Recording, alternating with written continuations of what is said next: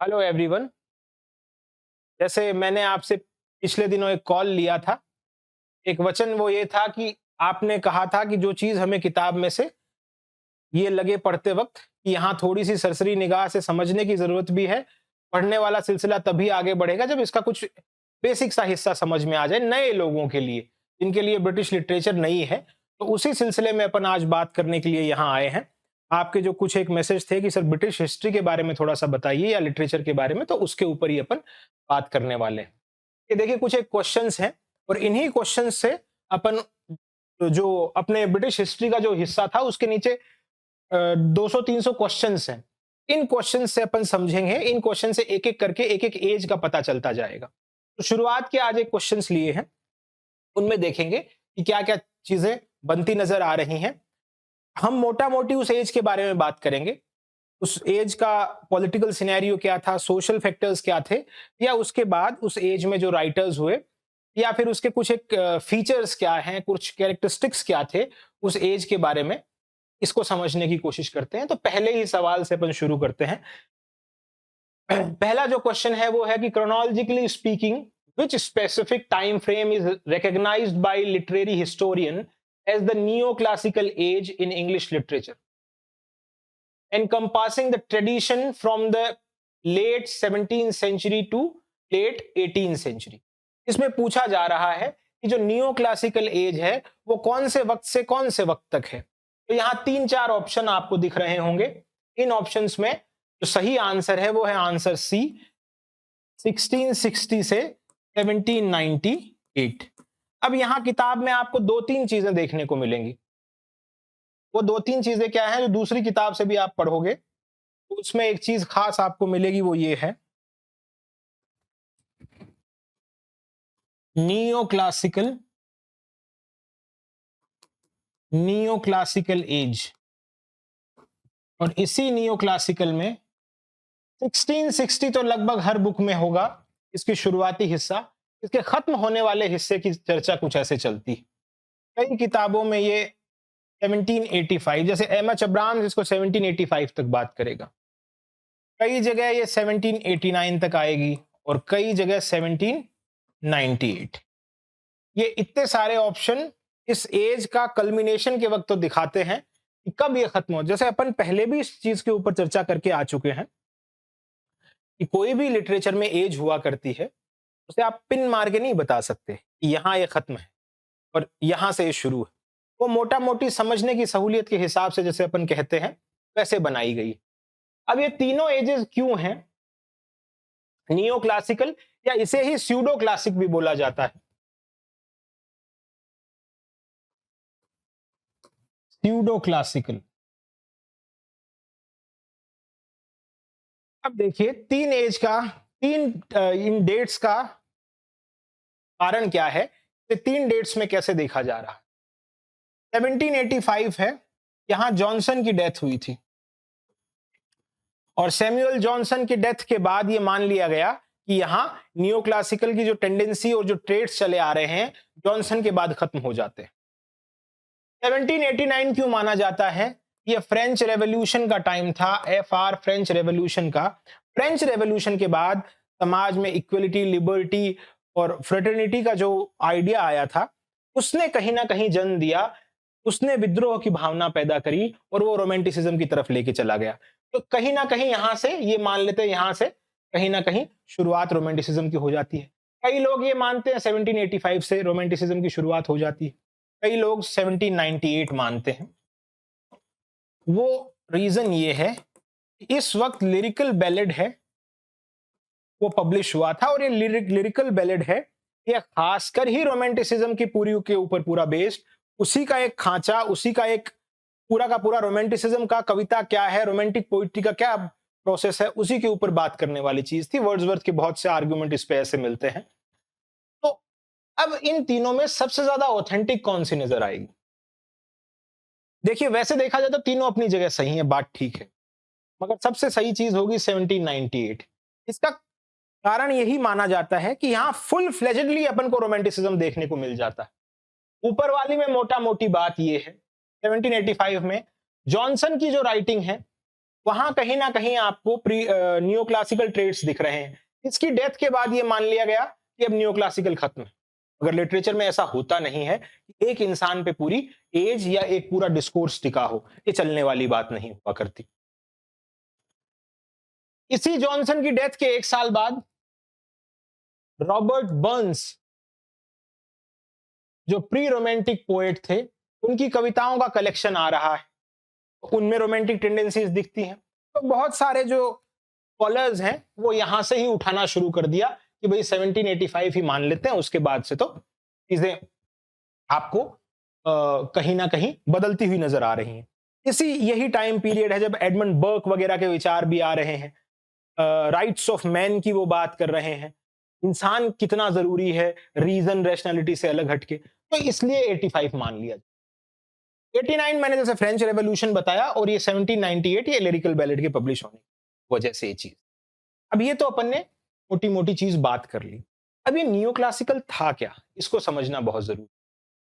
अब इस neo classical को समझने के लिए सबसे पहले हमें जो डायनेस्टीज हैं, जो मोनार्कीज रही हैं, उनके थोड़ा सा टाइम पीरियड को समझना होगा।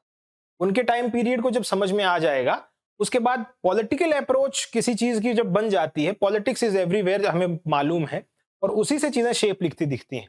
कहीं ना कहीं लिटरेचर भी उसी से गाइडेड होगा, कहीं ना कहीं सोसाइटी भी उससे गाइडेड होगी, कहीं ना कहीं बाकी दूसरे एस्पेक्ट्स हैं समाज के, वो कहीं ना कहीं उससे जुड़े होंगे। तो इसी नियो क्लासिकल को समझते हैं। 1660 में ऐसा क्या हुआ ये भी समझेंगे। इसी से क्यों शुरुआत मानी जा रही है न्यू क्लासिकल की, ये भी देखते हैं। पहले इसके साथ एक बात और करते हैं। नियो क्लासिकल, नियो क्लासिकल मोटा मोटी जैसे मैंने डेट बताई 1660 से 1798, या फिर जो भी दूसरी डेट्स हैं, 1785 भी यहां जिक्र मिलता है, 1789 का भी जिक्र मिलता है। अब देखिए, ये जो नियो क्लासिकल है ये एक अम्ब्रेला टर्म है, ये बड़ा टर्म है।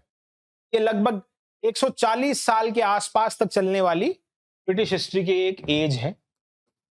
इसके अंदर और भी अलग अलग इसमें आपको डिवीजन देखने को मिलेगा। तो जो भी मोनार्क्स आए, जो भी बड़े पोएट आए, उनके नाम पे इसके अंदर कुछ डिवीजन देखने को मिलते। जैसे कैसे 1660 से लेकर 1700 तक जिसे कहा गया, उसे कहा गया रेस्टोरेशन एज या एज ऑफ ड्राइडन। इसे आप एज ऑफ ड्राइडन के नाम से भी कह सकते हैं। फिर इसी 1700 से लगभग 1744 या 45 के आसपास अलेक्जेंडर पोप नाम से एक बड़े राइटर इसमें हुए थे, और उनकी डेथ के बाद ये मान लिया गया कि अब ये ऑगस्टन एज है, ये खत्म हो चुकी है। इसे कहा गया ऑगस्टन एज। इनके ऊपर अपन अभी बात करेंगे। इसके बाद 1700 वही 44 या 45 से लेके 1785 मानते हैं, कई 1798 मानते हैं, कई 1789 मानते हैं। इसको एज ऑफ सेंसिबिलिटी बोला जाता है, एज ऑफ सेंसिबिलिटी या फिर एज ऑफ जॉनसन। ये तीन मैंने जैसे बताया कि ये एक ब्रॉडर टर्म है, अम्ब्रेला टर्म है। ये 140 साल के जो स्पेन है उसको कवर कर रहा है, और इसी 40 साल के स्पेन में हमारे पास कुछ दूसरे जो एजेस हैं वो देखने को मिलती हैं। उसके अंदर अपने पास रेस्टोरेशन है, उसके अंदर अपने पास ऑगस्टन एज है, उसके अंदर अपने पास एज ऑफ सेंसिबिलिटी। क्यों है, क्या रीजन है इनके नाम के, ये सब चीजें अपन एक एक करके अभी समझने की कोशिश करेंगे। तो सबसे पहले शुरुआत ही अपन 1660 से कर रहे हैं।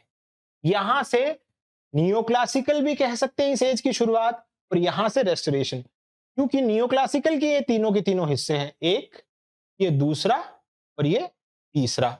अब इन्हीं के अंदर अपन देखेंगे इसे रेस्टोरेशन एज क्यों कहा जाता है, रेस्टोरेशन का क्या मतलब है, किस चीज का को रिस्टोर किया जा रहा है, उसके बारे में थोड़ा समझते हैं।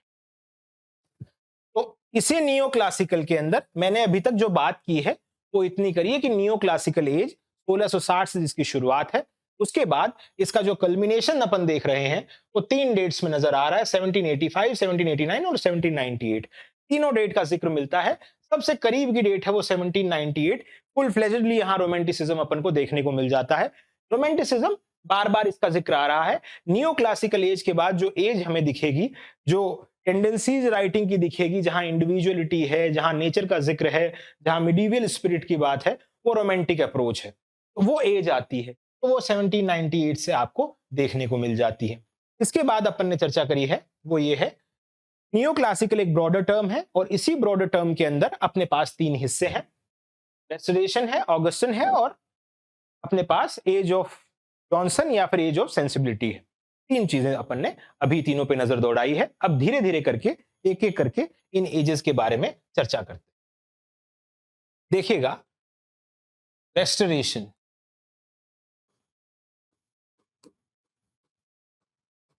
रेस्टोरेशन एज सबसे पहले जो 1660 में रेस्टोरेशन हो रहा है और इसी रेस्टोरेशन से शुरुआत मानी जा रही है नियो क्लासिकल की।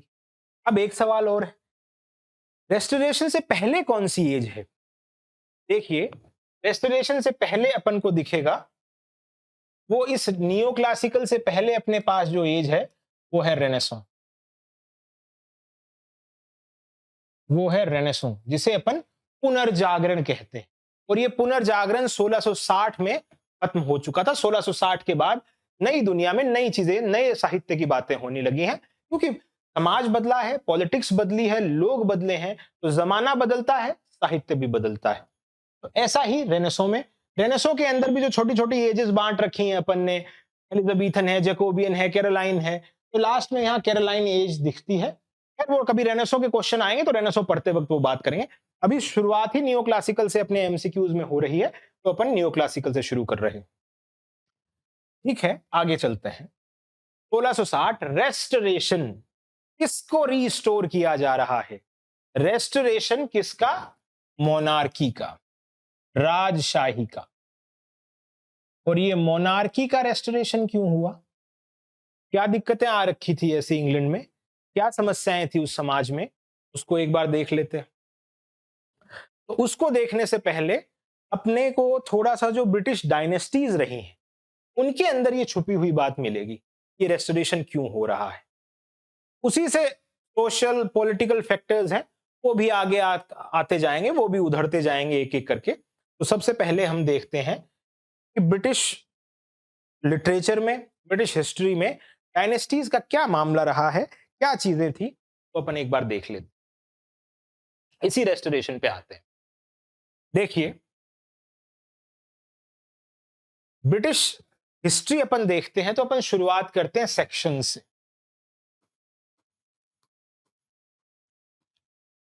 इस सेक्शंस को समझना है। जो जर्मनी के और कुछ कबीले थे उनके बारे में अपन ने चर्चा गॉथिक लिटरेचर जब पढ़ी थी, गॉथिक का लेक्चर पढ़ा है यूट्यूब में, आप वहां गॉथिक समझ सकते हैं, उससे इस सेक्शंस के बारे में ज्यादा पता चल जाए। इस सेक्शंस के बाद अपन नॉर्मन्स को देखते हैं, जो फ्रांस से, पहले दुनिया कबीलों में बटी हुई थी, एक कबीला दूसरे पे अटैक करता था, धीरे धीरे राजशाही आई, फिर जो सुप्रीम पावर थी वो नीचे दबे कुचले जो लोग थे उनको दबाया करते थे, उन पर राज किया करते थे। तो इंग्लैंड ऐसा नहीं है, इंग्लैंड ने हमेशा लोगों को कॉलोनाइज किया।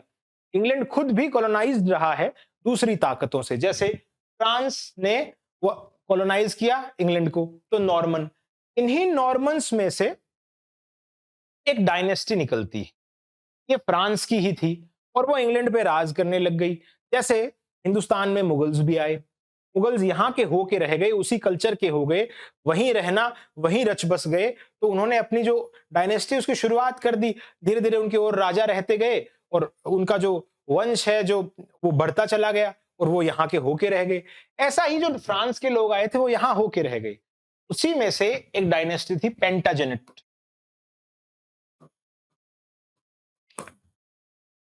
पेंटाजेनेट्स, ये पेंटाजेनेट्स क्या थी समझना, एक एक चीज को अपन रेस्टोरेशन तक पहुंच रहे हैं। पहले चीजों को मैंने कहा इस राजशाही सिस्टम को थोड़ा समझ लें, इसी की वजह से 1660 में कुछ एक नौबतें आई थी और उसके बाद साहित्य में भी बदलाव देखने को मिले थे। पेंटाजेनेट्स डायनेस्टी थी, इसके दो हाउस थे, लिसेस्टर लिसेस्टर था और एक यॉर्क था। अब देखिए, लिसेस्टर के राजा थे हेनरी सेवन। लिसेस्टर को जो लीड कर रहे थे, रिप्रेजेंट कर रहे थे, वो हेनरी सेवन थे। यॉर्क के पास रिचर्ड थर्ड थे। रिचर्ड थर्ड थे, यहां हेनरी सेवन थे और ये हेनरी सिक्स थे। अभी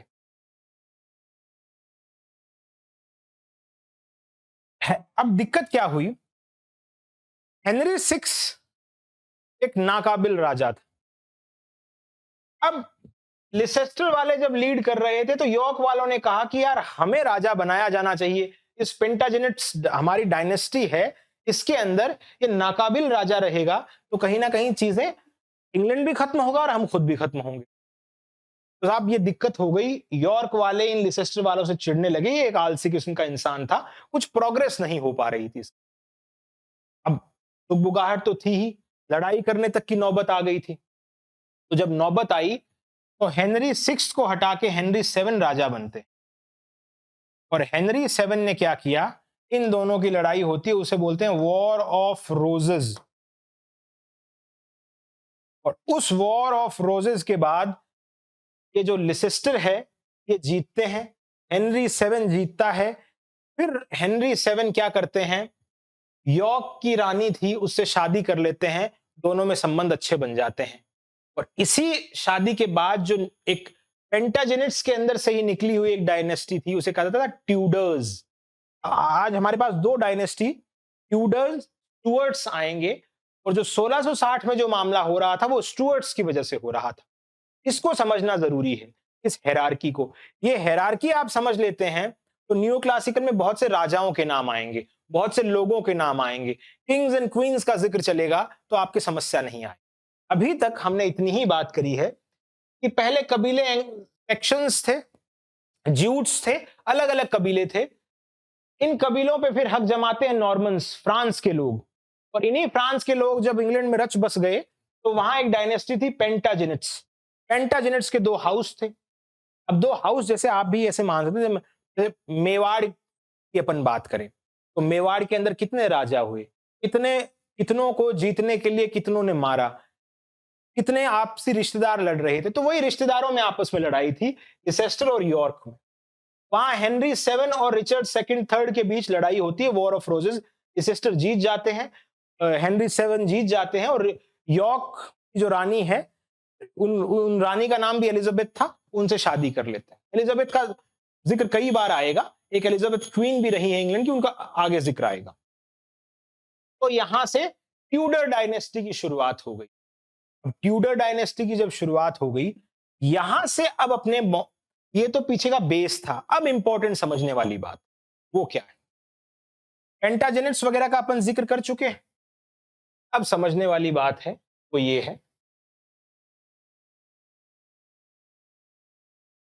अब यहां अपने पास ट्यूडर डायनेस्टी की शुरुआत हो चुकी।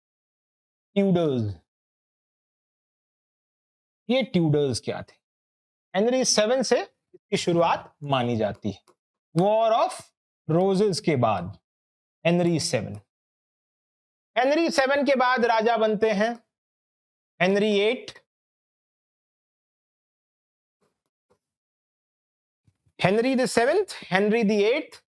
उसके बाद हेनरी सेवन के बाद राजा बनते हैं एडवर्ड, एडवर्ड के बाद मैरी, और मैरी के बाद एलिजाबेथ।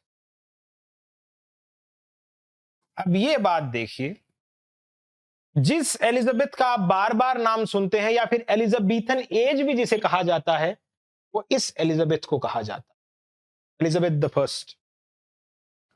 और ये जो एलिजाबेथ है, ये सारा मामला अभी रेनेसो में ही चल रहा है। न्यू क्लासिकल की अब शुरुआत होगी थोड़ी देर बाद। ये अभी तक जो भी चीज चल रही है वो क्या चल रही है, ट्यूडर डायनेस्टी, जो अभी रेनेसो में ही है। जैसे रेनेसो में आप एजेस पढ़ते हैं, सबसे पहले शुरुआत करते हैं एलिजाबेथन एज, तो ये एलिजाबेथन एज वही एज, इस क्वीन एलिजाबेथ के नाम से ही शुरू। एलिजाबेथ के कोई राइटफुल एयर नहीं था, इन्होंने कभी शादी नहीं करी, इनके कोई बच्चा नहीं हुआ, तो कोई जिसे कहते हैं एयर या उत्तराधिकारी नहीं था एलिजाबेथ का कोई। हेनरी सेवन ने अपनी एक बेटी की शादी स्कॉटलैंड में करी थी,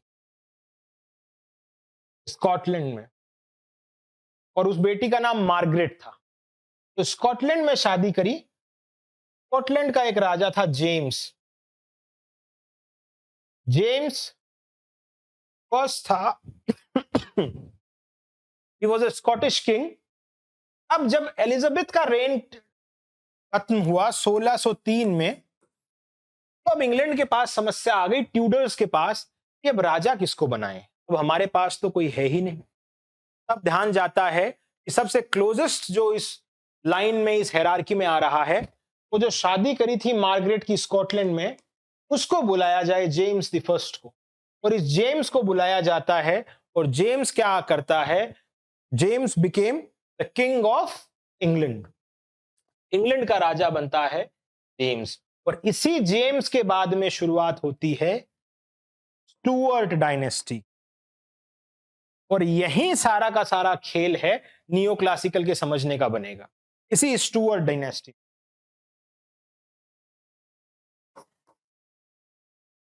ये जेम्स है, ये नाम निकला है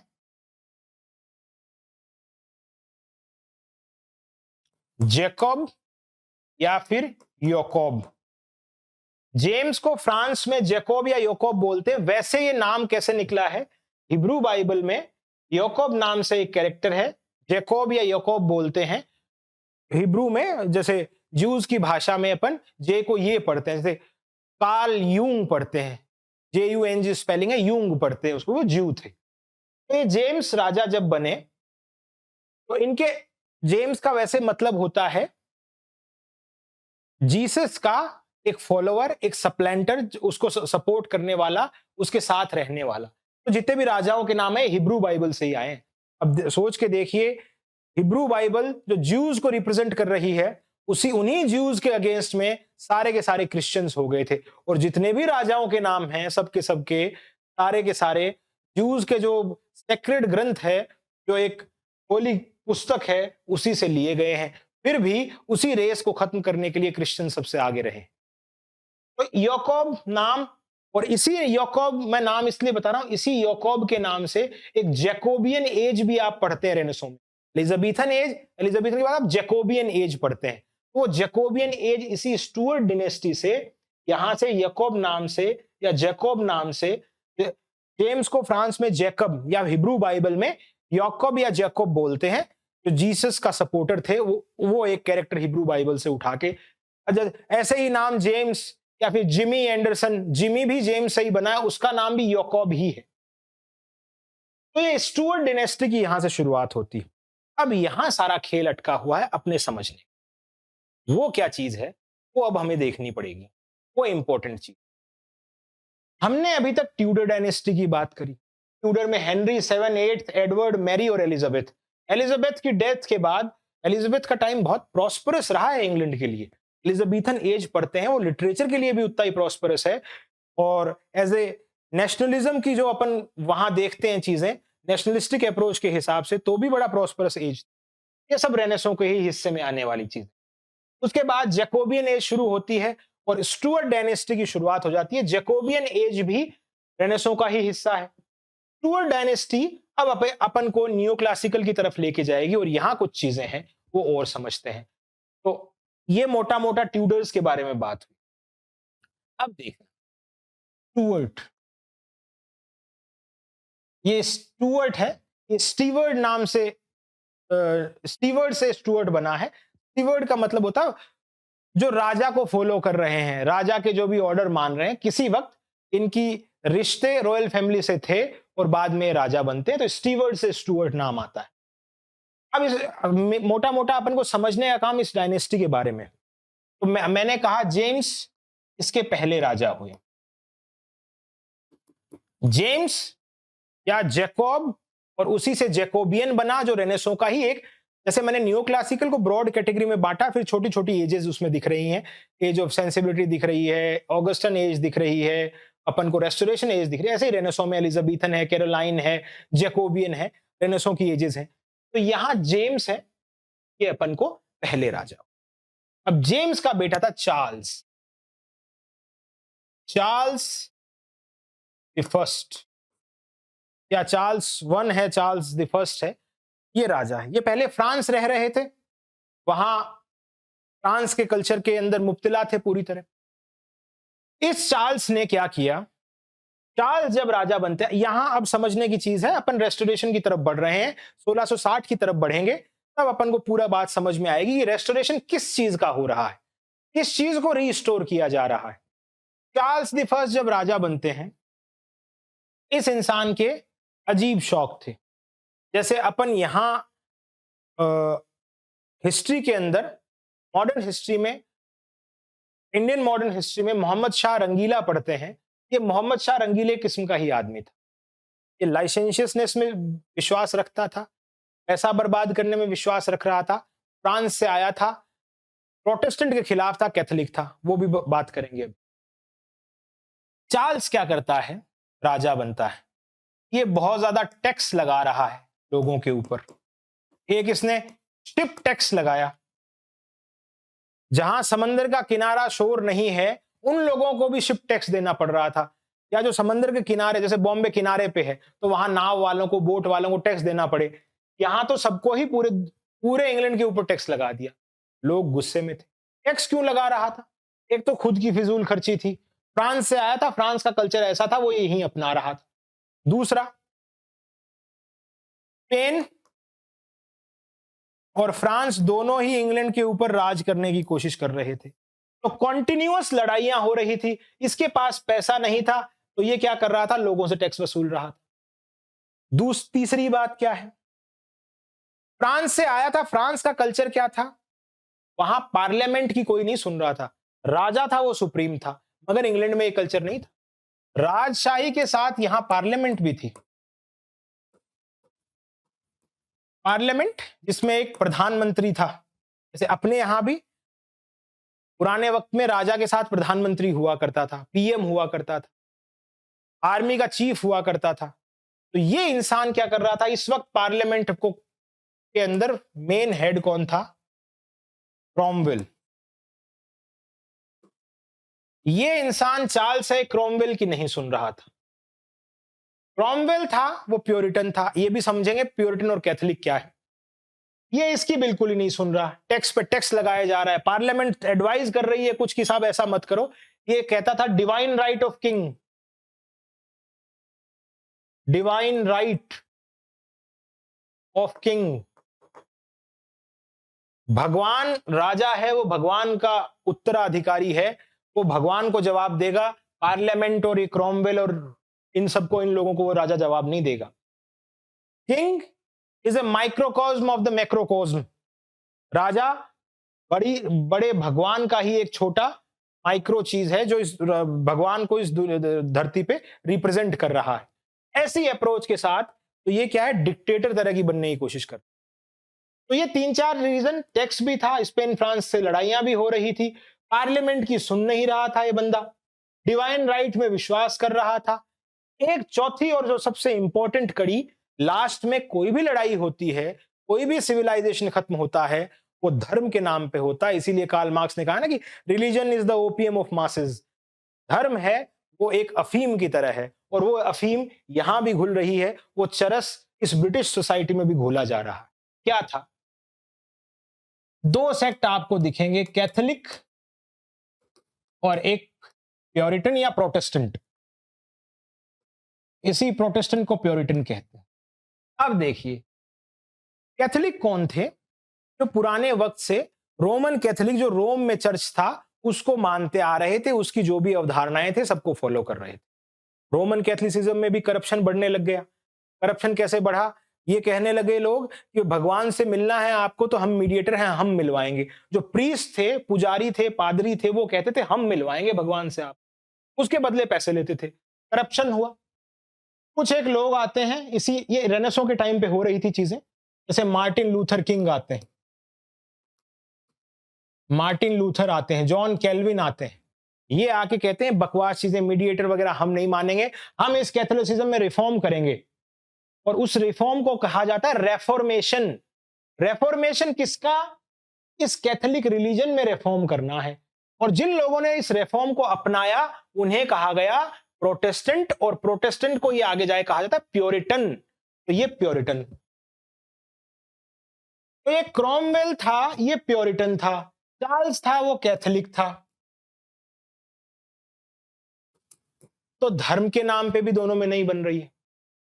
तो जब वक्त आ पहुंचा 1649, पानी सर से ऊपर जा चुका है, और क्रॉमवेल की आर्मी, आर्मी का चीफ भी क्रॉमवेल था, पाकिस्तान वाली सी स्थिति हो गई।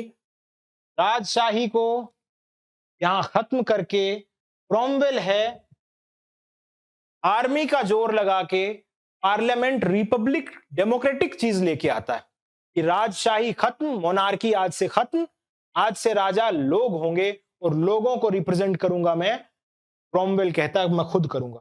तो इसे कहा गया लॉर्ड प्रोटेक्टर, कि मैं अब चलाऊंगा। तो 1649 से लेके 1660 तक जो इंग्लैंड को चलाने के लिए बैठा है वो ओलिवर क्रॉमवेल है। ये प्योरिटन था, इसे हर चीज प्योर। प्योरिटन अपने धर्म के लिए जो कट्टर लोग हैं, एक्सट्रीमिस्ट थे, वो प्योरिटन थे। वो कैथोलिक में सुधार चाहने के बाद भी कट्टर बने रहे। ये कैसे कट्टर भी कैसे, अब आगे और बात करेंगे। पहले जो समझने वाली चीज थी वो थी कि स्टुअर्ट डायनेस्टी की शुरुआत में जेम्स राजा है, जेम्स का बेटा चार्ल्स आता है। चार्ल्स फ्रांस में रहा, सब चीजें थी, राजशाही का इसका इतना एक्सपीरियंस नहीं, और ये एक्सपोज हो गया वक्त से पहले। और वो एक्सपोजर ऐसा था, टैक्स लगा रहा है, खुद कैथोलिक है। प्रोटेस्टेंट जितने भी राजा आए हैं, अगर उसे लंबा खेलना होता है, सबसे पहली चीज ध्यान रखनी होती है वो एक सेक्युलर माइंडसेट के साथ काम करे। अकबर सम्राट बना क्योंकि वो सेक्युलर था। ये यहां सेक्युलर नहीं बन पा रहा है, वो ज्यादा लंबे वक्त तक चीज नहीं चलेगी। इसके साथ यही हुआ, कैथोलिक और प्रोटेस्टेंट को ये संभाल नहीं पाया दोनों। राजा का वैसे कोई धर्म होता नहीं है, मगर इस इंसान से चीजें संभली नहीं तो इसे एग्जीक्यूट कर दिया गया। 1649 में चार्ल्स को मार दिया जाता है, चार्ल्स द फर्स्ट। इंग्लैंड में मोनार्की खत्म, लोगों को रिप्रेजेंट क्रॉमवेल कर रहा है और उनका शासन चल रहा है। आर्मी के जोर पे क्रॉमवेल ने ये कर लिया। अब 1649 से 1660 तक का टाइम पीरियड देखिए, उसके बाद से न्यू क्लासिकल शुरू। वो कैसे होगा देखिए, स्टुअर्ट डायनेस्टी 1649 से 1660 तक, 1649 1649 से क्रॉमवेल का राज है, प्योरिटन्स का राज है। ओलिवर क्रॉमवेल है, प्योरिटन है। अब एक चीज सोचिए, राजशाही वही कर सकता है जिसकी खुद की राजा बनने की औकात। क्रॉमवेल ने कभी राजशाही देखी ही नहीं। क्रॉमवेल अपने स्किल के बेस पे हो सकता है वो किसी एक जगह पे पहुंच गया, उसने, उसके पास बोलने की कला थी, वो बात बेहतरी से कर सकता था, बात रख सकता था। और लोगों को बात रखना और लोगों को लीड करना और एक पूरे नेशन को चलाना बहुत डिफरेंस होता है। क्रॉमवेल से चीजें संभली नहीं। कैसे नहीं संभली? लोग रिवोल्ट करने लगे। इसने पहले आते ही थिएटर बंद करवाए। ये वैसा सा है जैसे सीरिया में क्या है, एक ऐसा देश था जहां अगर उस नेशन की आप बात करें तो ऐसी कंट्री थी जो अपने वक्त से बहुत ज्यादा आगे थी। वहां के पेंटर्स, राइटर्स वक्त से आगे थी। जब खोमेनी आया, उसने क्या किया, सब कुछ बुरका ला दिया, सब कल्चर को सबको बंद कर दिया कि कल्चर आपका यही है, घर में रहो, औरतों को बाहर नहीं निकलना है। ये चीज लेके आ गया तो समाज में रिवोल्ट बढ़ गया। यही चीज क्रॉमवेल, क्योंकि प्योरिटन्स हैं वो कट्टर होते हैं। अब यहां इन्होंने क्या किया, थिएटर बंद। इसके बाद कोई भी एंटरटेनमेंट की चीज है बंद।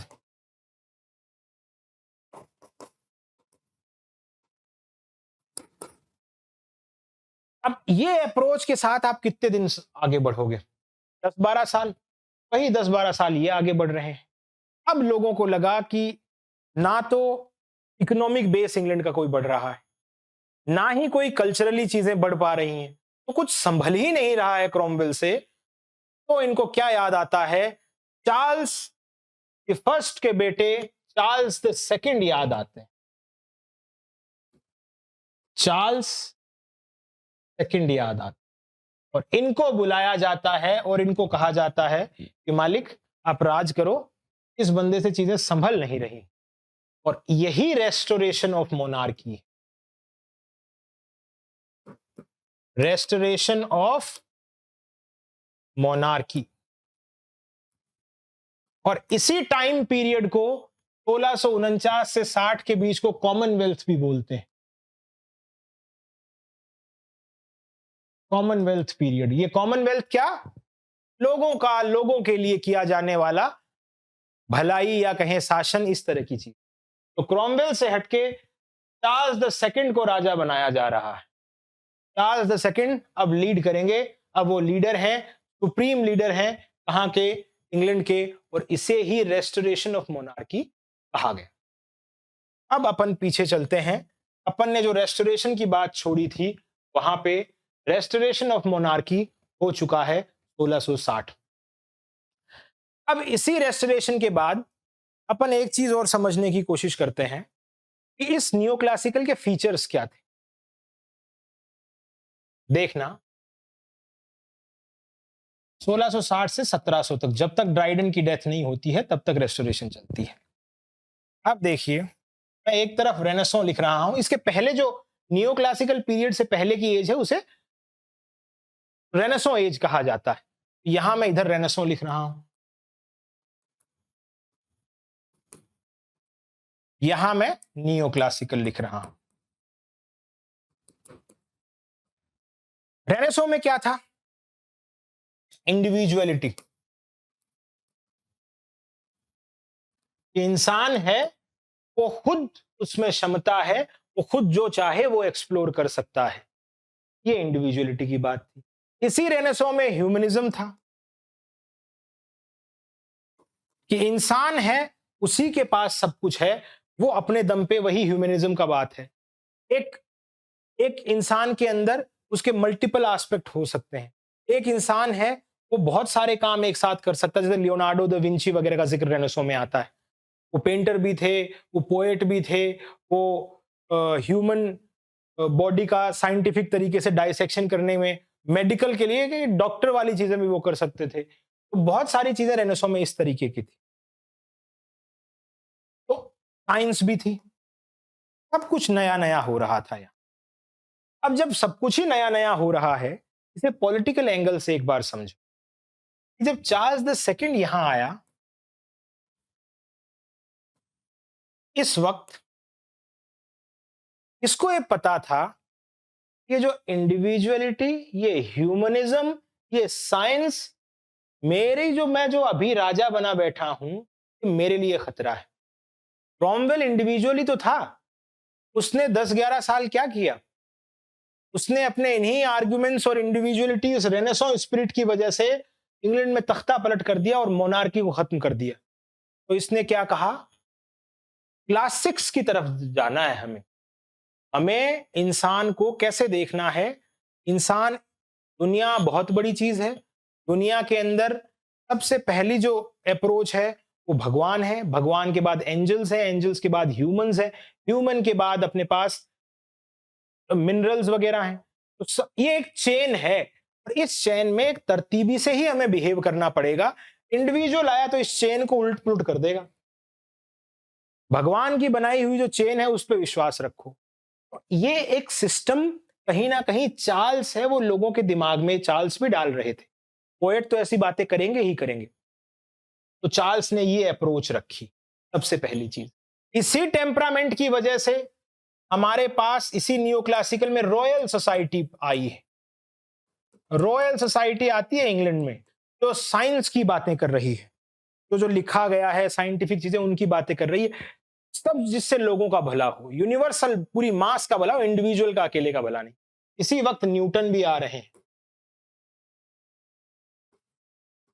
3 लॉज ऑफ मोशन लेके।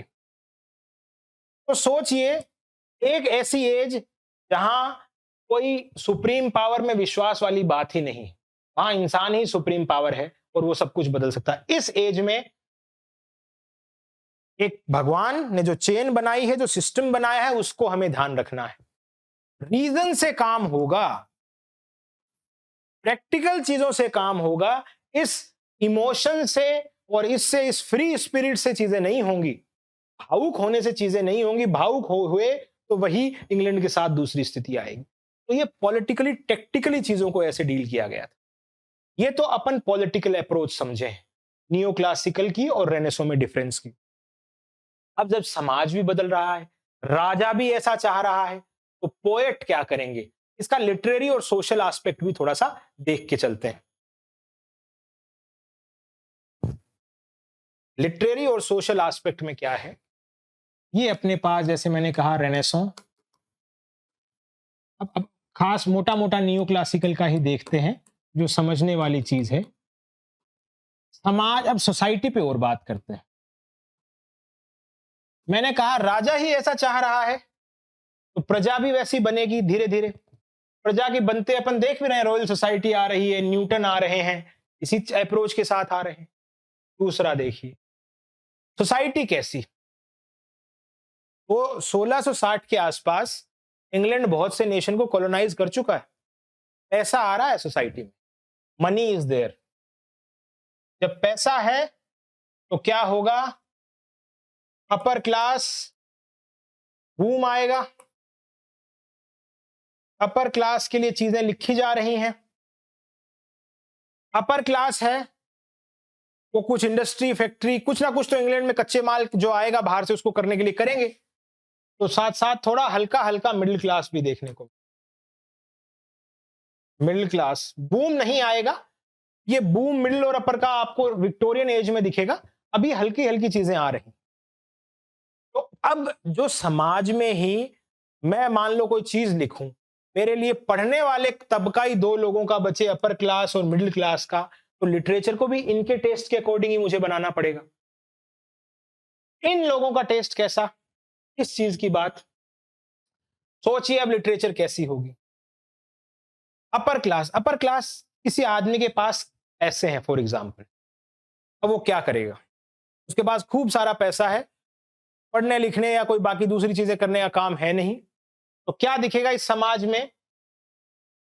जैसे पहले ही क्लास शुरू होते वक्त अपन ने नाम लिया था लाइसेंसियसनेस, बहस, बदतमीजियां, पैसे वाले लोगों की वो बदतमीजियां क्या, किसी का किसी के साथ अफेयर, किसी मैरिड का किसी के साथ अफेयर, किसी विडो का किसी के साथ अफेयर, ये वाली चीजें अपर क्लास में दिख रही हैं। तो इन अपर क्लास के मैनर्स को कौन दिखा रही थी इसी पीरियड में, कॉमेडी ऑफ मैनर्स जिसे कहा गया, कॉमेडी ऑफ मैनर्स। मैनर्स किसके, इसी अपर क्लास, ये कॉमेडी की बात।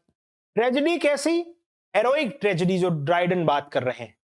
हेरोइक ट्रेजेडी में अपर क्लास का जो हीरो है उसके, उसमें किस तरह की कमियां खामियां जो चीजें हैं, एक एक्सट्रीमिस्ट ट्रेजेडी आपको यहां देखने को मिल जाएगी। जैसे विलियम कॉन्ग्रीव की मॉर्निंग ब्राइड अपन को देखने को, और उसमें पहली जो खास लाइन आपको देखने को मिलती है वो आती है कि जो जो वेरी फेमस लाइन है,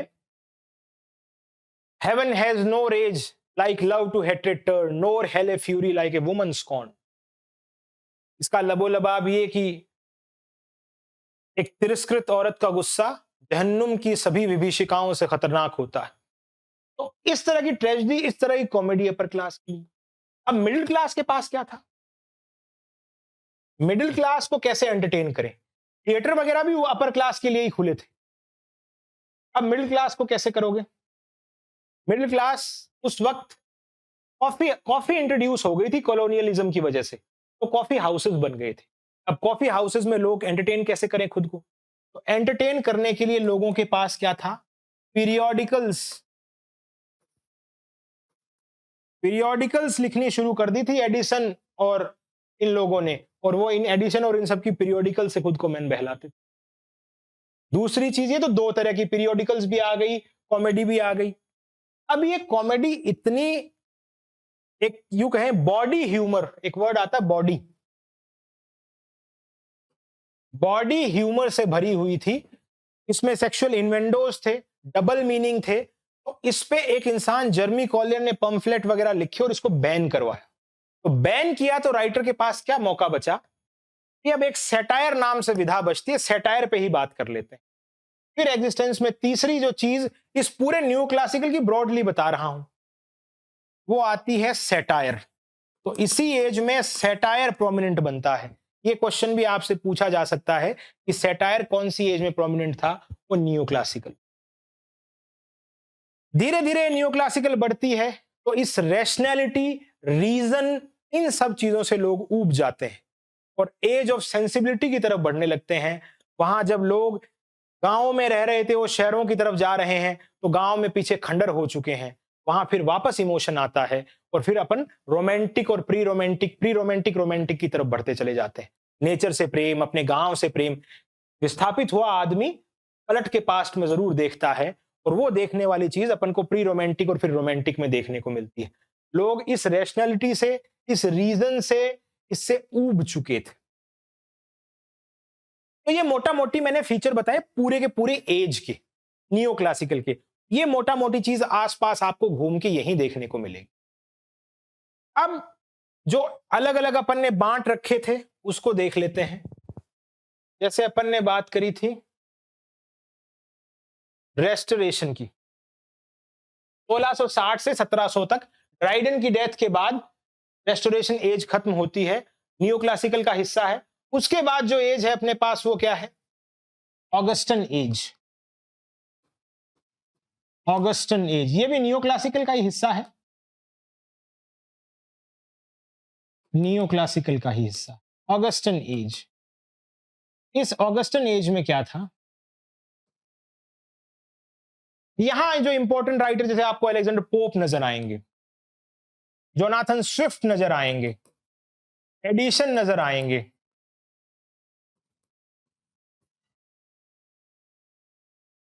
तो यहां ऑगस्टन एज ये फिर 1700 से 1744 तक आपको लगभग देखने को मिलती है, कई जगह 45 भी लिखा होता है, अलेक्जेंडर पोप की डेथ के आसपास।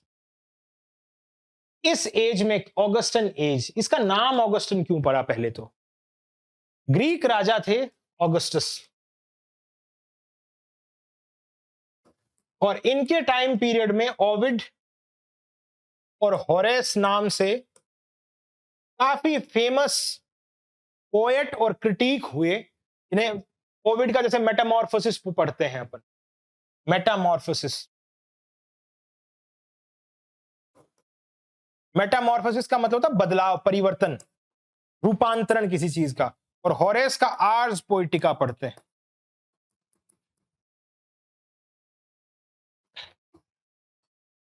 अब यहां देखने को क्या मिलेगा, ये लोग, ये बहुत प्रॉस्परस एज मानी जाती है साहित्य के लिए और पूरे समाज के अपलिफ्टमेंट के लिए। ग्रीक एज, ग्रीक पीरियड में ऑगस्टस जब राजा थे, ऑगस्टस ने इन पोएट को और इनको सपोर्ट किया। तो नियो क्लासिकल वाले क्या चाह रहे थे, याद करो मैंने चार्ल्स का क्या बताया कि हर एक चीज रीजन से, सिस्टम से हो, सिस्टमेटिकली नहीं होगी तो उसकी गद्दी भी जाएगी। रिवोल्ट होगा, रिवोल्ट होगा, समाज को कुछ हासिल नहीं लगेगा, इंग्लैंड पीछे जाएगा। तो यहां इन्होंने क्या किया, उस ट्रेडिशनल फ्रेमवर्क को ही रखा कि हमें हर एक चीज सिस्टम से करनी है। सिस्टम कैसा रखें, वो बोले पुराने टाइम में जो एज थी ऑगस्टस, उसमें ओविड और होरेस जैसी बातें करते थे। होरेस क्या बात करता था कि कविता है, कोई नेचुरल जीनियस नहीं होता, नेचुरल जीनियस कोई नहीं होता। तो क्या होता है, कविता लेबर से आती है, प्रैक्टिस से आती है, मेहनत से आती है। मेहनत करेगा, चीजों के फॉर्मूले पता चलेंगे, मीटर का पता चलेगा, तुक का पता चलेगा, रदीफ का पता चलेगा, काफी का पता चलेगा, और वही कविता कर सकता है। पोप भी ऐसी ही बात कर रहे हैं, हॉरेस भी ऐसी ही बात कर रहे हैं। तो ये उस ट्रेडिशंस को फॉलो करते हैं। और ट्रेडिशन क्या, एक समाज कुछ एक चीजों से मिलकर बना होता है। एक दुनिया कुछ एक चीजों से मिलके बनी होती, उसमें एक पैटर्न में आपको चलना है। वो पैटर्न किसका है? पूरे समाज ने जो रैशनैलिटी बनाई है उसका है। उस रैशनैलिटी से तुम हटोगे तो तुम नेचर क्या, समाज का नेचर, उससे तुम अलग जा रहे हो। और अगर उससे अलग जा रहे हो, तुम एनार्की, अराजकता की तरफ बढ़ रहे हो, समाज से तुम खारिज आदमी। तो इनकी यही अप्रोच थी कि कविता, रेनेसो में क्या था? रेनेसो में इमोशंस आ गए थे, ये रीजन की तरफ बात कर रहे हैं। और इसी रीजन का काउंटर करने के लिए रोमांटिक एज आएगी, वो रीजन के अगेंस्ट जाएगी। तो ये ट्रेडिशनल माइंडसेट के साथ ऑगस्टन एज वाले या पूरा पूरा ओवरऑल न्यू क्लासिकल वाले ये रीजन की बात कर। इस नियो क्लासिकल एज में आपको 3 नाम बहुत इंपॉर्टेंट मिलेंगे। एक तो नेचर, एक आपको विट, और एक आपको रीजन। ये जब किताब, हम अपनी जो किताब है उसमें नियो क्लासिकल एज शुरू हो रही है, वहीं सबसे पहले इन 3 शब्द की डेफिनेशन दे रखी है, रीजन की, विट की और नेचर की। इनसे जुड़ा कोई सवाल आएगा तब अपन बात करेंगे इन तीनों के ऊपर भी। नेचर, जैसे मैंने बताया, समाज ने इतने सालों में जो चेतना, जो सामाजिक व्यवस्था स्थापित करी है, वो उसका कुछ एक, वो तर्क के बेसिस पे आई है। उसी तर्क को मानना है। उस तर्क से कोई हटा, कुतर्क की तरफ गया, वो अराजकता की तरफ जा रहा है, वो समाज से खारिज है। और ऐसा ही कविता है।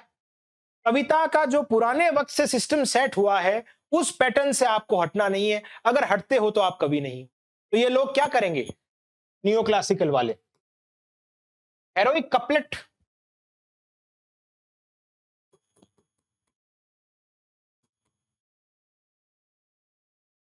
हेरोइक कपलेट, 2-2 लाइन की एकदम सदी हुई तुकबंदी के साथ लाइनें, उसमें कविताएं लिखेंगे।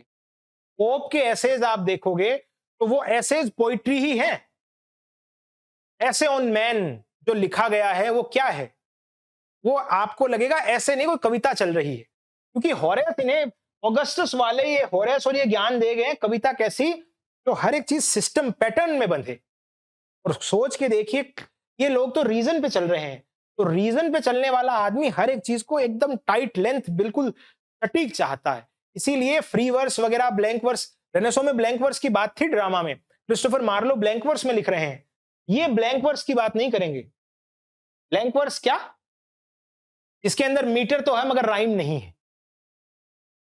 ये चीज भी अपन एक पीछे ही क्लास में पढ़ के आ चुके हैं, जब सोनेट वगैरह की बात कर रहे थे, ब्लैंक वर्स और इन सब के बारे में। तो ये किस में लिख रहे हैं, तुकबंदी वगैरह, क्योंकि टाइट हर एक चीज सिस्टम से हो। और सिस्टम क्या दिखाएगी, यही कपलेट वगैरह यही दिखाते हैं। फ्री वर्स ब्लैंक वर्स थोड़ी सिस्टम। जैसे एक तो गुलजार कविता लिख रहे हैं, गुलजार की कविताएं फ्री वर्स है, कोई तुक की बात नहीं बनेगी, तुकबंदी नहीं है वहां। एक गालिब लिख रहे थे, वहां तुक है, वहां काफिया रदीफ सब सिस्टम से है। तो मान लो आज कोई लिखने वाला हो तो वो कहे मैं तो पुराने हिसाब से सोच के लिखूंगा, तो वो गालिब के पैटर्न को फॉलो करेगा। हेरोइक कपलेट एक ऐसा ही हेरोइक ड्रामा। तो ये सारी चीजें पुराने ट्रेडिशन को दिखा रही थी। इन पे क्वेश्चन आएंगे जब अपने पास हेरोइक कपलेट और ड्रामा के ऊपर, तो इनसे और बात करेंगे अपन। अभी अपन मोटा मोटा इस एज को समझने की कोशिश कर रहे हैं, जिससे आप इस एज को पढ़ लो, आपके समझने में सहूलियत हो।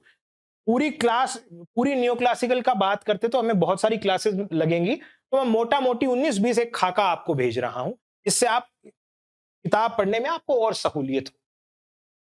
तो ये चीज अपन ने 19-20 यहां बात कर ली। ऑगस्टन एज, पॉलिटिकल सिनेरियो क्या था, उसके बाद समाज कैसा था, उसके बाद लिटरेचर कैसी थी, पुराने वक्त के हिसाब से चीजों को सोचना है। कुछ नया नहीं है, पुराने वक्त के हिसाब से जो सिस्टम उन्होंने बनाया वैसे ही सोचना है। अब देखो, मैंने ऑगस्टन एज लिखा, मैंने पीछे ओवरऑल नियो क्लासिकल में आपको बता दिया था क्या क्या चीजें हो रही हैं। इसी टाइम पीरियड में ऑगस्टन में अपने पास सेटायर इंपॉर्टेंट है, इसी ऑगस्टन एज में अपने पास पीरियोडिकल इंपॉर्टेंट है। पीरियोडिकल मैंने बताया था, कॉफी इंट्रोड्यूस हो गई थी, कॉफी हाउसेज आ गए थे, पीरियोडिकल लोग पढ़ रहे थे। सेटायर क्यों आए 1697 के आसपास? थिएटर पे बैन लग रहा है, थिएटर में कॉमेडी ऑफ मैनर्स वगैरह ज्यादा थी, रेस्टोरेशन में पढ़ा था अपन ने, तो उस कॉमेडी में बॉडी ह्यूमर वगैरह था, लाइसेंशियस बातें थी, इन्वेंडोज थे। इस वजह से थिएटर बैन होना पड़ा तो सैटायर की तरफ लोग आ रहे हैं। Pope rape of the lock लिख रहे हैं, वो एक सैटायर ही है। जोनाथन स्विफ्ट गुलिवर्स ट्रेवल लिख रहे हैं, सैटायर है। टेल ऑफ टब लिख रहे हैं, सैटायर है। एडिशन पीरियोडिकल लिख रहे हैं, स्पेक्टेटर, टाटलर, ये सब अपन रिचर्ड स्टील और इनका पढ़ के आते हैं। तो ये ऑगस्टन एज में ऐसा सा माहौल। उससे पहले रेस्टोरेशन अपन ने देखी। रेस्टोरेशन में अपन ने ड्राइडन का और जो कॉमेडी ऑफ ह्यूमर्स है उन सब चीजों की बात करी थी। कॉमेडी ऑफ ह्यूमर्स और इनकी चर्चा, कॉमेडी ऑफ मैनर्स की चर्चा करी थी, सॉरी।